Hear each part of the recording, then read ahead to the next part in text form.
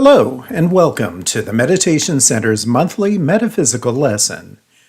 This month's lesson is called Catching the Right Fish, inspired by John chapter 21, verses 2 through 11, which read, Simon Peter, Thomas, Nathanael, Zebedee's sons James and John, and two other disciples were together.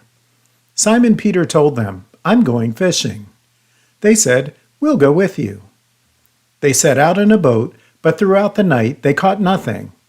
Early in the morning, Jesus stood on the shore, but the disciples didn't realize it was him. Jesus called to them, "Children, have you caught anything to eat?" They answered him, "No." He said, "Cast your net on the right side of the boat, and you will find some." So they did, and there were so many fish that they couldn't haul in the net. Then the disciple whom Jesus loved said to Peter, "It's the Lord." When Simon Peter heard it was Jesus, he jumped into the water. The other disciples followed in the boat, dragging the net full of fish, for they weren't far from shore. When they landed, they saw a fire there with fish on it and some bread. Jesus said to them, "Bring some of the fish that you've just caught." Simon Peter got up and pulled the net to shore. It was full of large fish, 153 of them, yet the net hadn't torn, even with so many fish. And so it reads. Are you catching the right fish? Sometimes life just seems crazy. It might be family issues, or our job, or extremism in our culture, or conflict and discord here and abroad. It sometimes seems like the whole world is determined to make us all as miserable as possible. It can seem overwhelming. And it's okay to feel that way. It's a natural reaction that we all experience from time to time.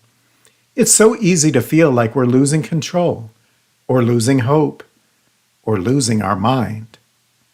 Of course, none of those things are really happening. It's a matter of perception. The challenge isn't the things that are happening around us, it's what we do with them. We can feel sorry for ourselves, or we can take those situations and turn them into something more productive. And that's the point of our lesson today. I don't spend much time on social media, but one day recently I decided to scroll through my timeline. Memories of posts from several years ago were popping up, taking me back to the height of the pandemic. It reminded me of how disruptive it all was, but it also made me think hard about how much it has changed our daily lives since. Life really is different today, even if the memory of the lockdown has softened over the years. So many people still feel a little weird being around crowds of people. Some folks are still experiencing feelings of apathy or distraction because they still haven't completely gotten their groove back. And some folks, like my younger brother and sister, are still not completely comfortable going out in the world at all. I know I spend a lot more time at home than I ever did in my adult life. I still don't like being in crowded places, and I can't help but think about the thousands of dirty hands that have touched every doorknob, shopping cart, and railing that I encounter in the world around me. You may or may not be having these feelings personally, but they are normal reactions, which many of us experience when we emerge from any disruptive situation in our life. When we experience times of challenge, loss of a job, the death of a loved one, or having to be confined when there are so many other things we'd rather be doing, our bodies react in ways that we might not expect. It's part of the process we know as grief. Though we might not perceive it as grieving, it's still an adjustment to a disruption in our life. Our bodies respond in similar ways to any major disruption we experience. That's why you might feel a little out of sorts when things like this happen. Several weeks ago was Easter, when we celebrate the resurrection of our spiritual awareness and the realization of our oneness with God and all that is. The story of the resurrection in the Bible has accounts of Jesus appearing to friends and loved ones after his crucifixion. The first and most familiar appearance was to Mary of Magdala in the Garden of Gethsemane. But in the coming days and weeks, he appeared in other places. The next two appearances were to gatherings of his disciples at home. This is the story of doubting Thomas, who won't believe that Jesus appeared unless he sees it for himself. Today, we explore the third situation, the final appearance of Jesus on the water. In this account, Jesus' friends are experiencing the same kind of out-of-sorts feeling that many of us go through after trying times. These men are grieving the loss of their friend and mentor and are in search of normalcy. They want to get back into a routine that they're used to, but it isn't easy. In order to sustain themselves, they must find a way to distract themselves from the major disruption that they've experienced in their life. In this passage, we have 7 people trying to catch fish. The number 7 in the Bible represents perfection and completeness. In this case, each person representing an aspect of our complete, perfect self. Simon Peter, the leader of the group, represents our strength and discernment of truth. Thomas represents our reasoning and intellect. Nathaniel represents our power of imagination. Brothers James and John are our wisdom and love, which come from a sense of abundance, represented by their father Zebedee. The left side of the boat represents earthly thinking, a consciousness of lack or doubt. The right side of the boat represents right or spiritual thinking, a consciousness of trust, faith, and prosperity. The fish represent fulfilling ideas. And of course, all of this is taking place on the water, which represents our emotions. In order to adequately survive any emotional situation, the water, we need strength, Simon, which helps us reap our harvest. Discernment of truth, Peter, to distinguish what is real and what is not. And reasoning and intellect, Thomas, to help us take sensible action. Imagination, Nathaniel, gives us the power to see beyond our current circumstances. Wisdom, James, and love, John, in abundance, represented by their father Zebedee, give us the hope and confidence of success. When we have a consciousness of lack or doubt, controlled by left brain earthly thinking, the left side of the boat, we have trouble reaping the rewards of our efforts. If we turn our focus to a more spiritual right brain nature of trust, faith, and prosperity, the right side of the boat, we recognize the rewards more readily and with less effort. It's not that conditions are any different on one side of the boat or the other. The difference is where we are in consciousness, which causes us to see the same conditions in different ways. When Jesus asks, "Have you caught anything to eat?" it is our spiritual awareness asking us, "Do you have any divine ideas?" Divine ideas are achieved by right thinking, focusing our consciousness on the right or spiritual side. So what's the significance of fishing? The frustration of not being able to catch any fish is an example of what we go through when we become frustrated by our situations. We're easily distracted. We might feel helpless because of something we can't control, and as a result, we may find it challenging to perform simple tasks that we normally do, and to trust that everything is going to turn out all right. Or conversely, we may try to overcompensate by keeping busier than normal to avoid thinking about the situations we're faced with. I know friends who handle their situations in different ways. Some folks retreat from life and find it difficult to function at all. During the worst part of the pandemic, when everyone had to stay home, a friend on social media posted about this in a humorous way, like she was leaving a message on the telephone.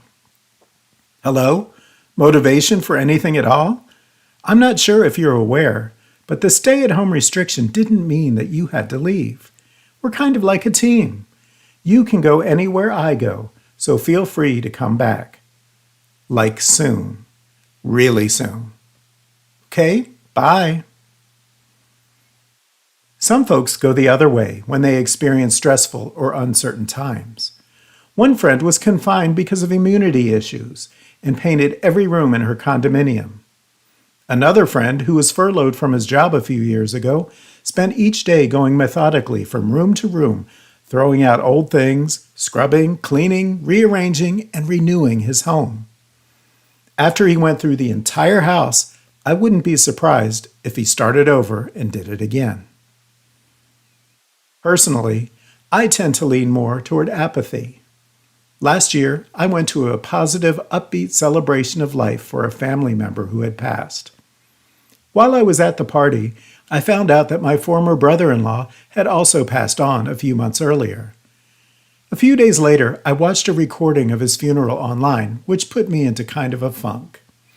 He was one of 9 siblings and the last one to survive, and it was sad to realize that an entire generation of people I knew and cared about is now gone. When I'm in this state of mind, I start spending way too much time watching television and playing on my phone, and not dealing with things that need to be dealt with. I might look out the window at the beautiful weather and think about how nice it would be to travel somewhere. If I feel inspired enough, I might go outside and walk around the yard, or up the hill to the lake, or on a really good day, a walk along the river. But then I go back inside to my safe space, avoiding the things that I could be doing. Not always very productive, that's for sure. If things don't seem quite right in our life, it seems like doing anything that requires any level of adult responsibility, like laundry or grocery shopping, or even deciding what to eat for dinner, takes extra effort and a little prodding to get out of this mindset. Even for this lesson, I had to give my inner procrastinator a swift kick in the pants to get working on it. Once I get into a more focused energy, I'm fine and I accomplish a lot, but sometimes it takes a little extra effort to get there. And that's where we're going with our lesson. If we stay in a funk after experiencing disruptions in our life, we aren't going to accomplish much. We can sit in the boat with a fishing net in our hand, but that's about all that's going to happen. But when we turn ourselves around and put some effort and positive outlook into what we're doing, we accomplish and gain so much more. Our biblical friends turned to the other side of the boat and found a bounty that was just sitting there waiting for them. But it didn't occur to them to look until Jesus, our spiritual awareness, gave them that proverbial kick in the pants to get them motivated. When times are challenging, we need to rely on the aspects that our friends in the boat represent. Simon Peter's strength to get up and do what needs to be done, and his discernment to recognize when our distractions aren't serving us well. Thomas's reasoning and intellect to figure out where we are in our head, why we're there, and where we need to be. Nathaniel's imagination to find creative ways to make the most of our situations. James's wisdom to avoid falling into despair when things seem hopeless or beyond our control. John's love to focus our energy on lifting up our situation and helping others if we can, rather than feeling sorry for ourselves. And the legacy of Zebedee's sense of abundance, so we can appreciate the opportunities the situation offers rather than the sense of lack that we might be experiencing. Sometimes we need to be reminded that we are spiritual beings having a human experience, not the other way around. Sometimes it's easy to get so consumed in our earthly challenges that we forget that this physical world we live in and our job, our family, our financial status, or other earthly ideas don't define who we are. When we remember who we really are, an expression of the source, that we have everything we need and nothing can harm us unless we allow it, then we begin to move ourselves from the left side of the boat, that left brain analytical consciousness, and move to the right side, the right brain spiritual creative consciousness that better serves our highest needs. Before we continue, I'd like to take a moment to explore the 153 fish in the story. Why not just a full net? Why such a specific number? There are many theories on what the significance of this number may or may not be, but there are some that are rather interesting. Jerome, a 4th century Catholic priest, hypothesized that the number 153 represented every species of fish on the earth, or in other words, perfect, complete abundance. Augustine of Hippo, a Catholic bishop from the same time period, observed that 153 is what's called a triangular number. In other words, the sum of sequential numbers 1 through 17, 1 plus 2 plus 3, and so on. The number 17 in the Bible represents overcoming the enemy, or complete victory. In this context, it could represent victory over our distracting thoughts and emotions. To take it further, many numbers in the Bible are multiplied against themselves and each other to indicate a more powerful meaning. For example, in Matthew chapter 18, Jesus was teaching some of his most well-known spiritual principles. Peter asked Jesus how many times he needs to forgive his brother. Jesus replied, not 7 times, but 70 times 7. As we said earlier, 7 is the energy of perfection and completeness. Multiplying it by 7 again, and then by 10, amplifies how important it is to forgive and illustrates how much effort it takes to achieve perfect forgiveness. Similarly, in this case, 17 multiplied by 3 and then multiplied by 3 again equals 153. 3 is a different kind of expression of completeness, such as the Holy Trinity, or mind, body, and spirit, another idea of a triangle. That energy of completeness and perfection multiplies and amplifies and strengthens the idea of completeness already expressed by the number 17.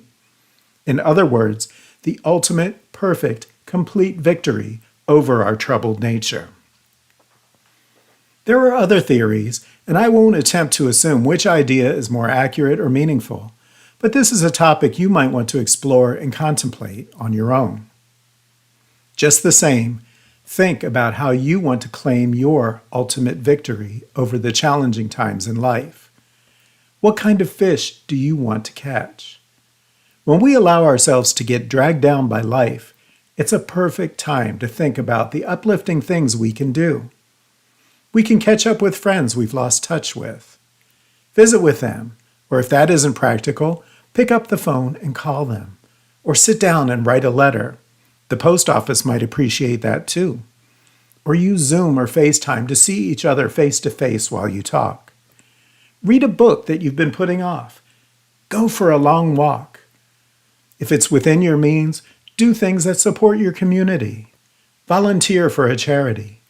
Clean your closet out and donate the items to a thrift store so that other people can use them. One friend in Wisconsin buys gifts from local businesses and mails them off to random friends to enjoy. If that doesn't work for you, a gift certificate for someone who isn't working is always a nice gesture. Take a class and learn something new. Think of creative ways to be supportive of those who are less fortunate or who need assistance because of their circumstances. Send a card just for the sake of the love it shares. Sign up to be a friendly visitor for someone at a local nursing home who doesn't have family who can come see them. Check in on an elderly neighbor. Donate to a charity you appreciate or to a business that's having trouble staying afloat. Ask them what you can do to help their cause. Use that right side of the boat to harvest your own creative ideas. Now is the time to go for the big fish, not only as food for your soul, but also as food to share in the form of service to others. Remember our 7 friends in the boat? They ended up with more fish than they could possibly use themselves. It was a perfect opportunity to share their blessings with others. They had so much fun enjoying their bounty that they were no longer thinking about their sorrow over the death of their beloved teacher, who was still with them in spirit. We may have to overcome life's uncertainties from time to time, but it's no less a wonderful world we live in. Let's find ways to make the best of what we have. I remind you that as strange and overwhelming as life may seem at times, like everything else, it comes to pass. Yes, there will still be times of challenge, and sometimes worse, but like everything else in life, we survive it. Our world may not look the same as it did a few years ago, or even a few days ago, not because of what we've lost, but because of what we're gaining, becoming stronger, wiser, and more compassionate than ever before. In closing, I share with you a poem that does a good job in summarizing our lesson today. It's called Fishers of Men by Gerald B. Bergeron, and it's based on our scripture lesson today. The night was hard, the catch was slim, and these fishermen were weary and worn. They tossed their nets throughout the evening, and many were tangled and torn. As they reached the shore, they heard a voice shouting, "Throw your nets to the other side." Now this was more than they were willing to take, and their weariness was hard to hide. One hollered out their nightly struggle, and yet he decided to give it a try. Their nets became full and ready to burst, a miracle that none could deny. One said, "It is surely the Lord." Then he jumped in to swim to the shore. They all sat down to eat in abundance, and being filled, they still had much more. This is the miracle of faith in action, plain obedience to what one has heard. To now be appointed as the fishers of men for being obedient to the word. Cast your net into the world around you, and even if you grow weary, you will win. God will answer you in abundance, my friend, and has made you fishers of men. What kind of fish are you trying to catch? Are you on the left side of the boat, dragging your tattered net, thinking about how empty it is? Or are you on the right side of the boat, reaping and sharing the rewards of abundance that are always here for us to enjoy? Be strong, be safe, and most importantly, be comforted. And whatever you do, and wherever you go, make time to catch the right kind of fish. Namaste. For additional lessons and meditation ideas, visit our website at www.meditatewnc.org. Thank you for joining us.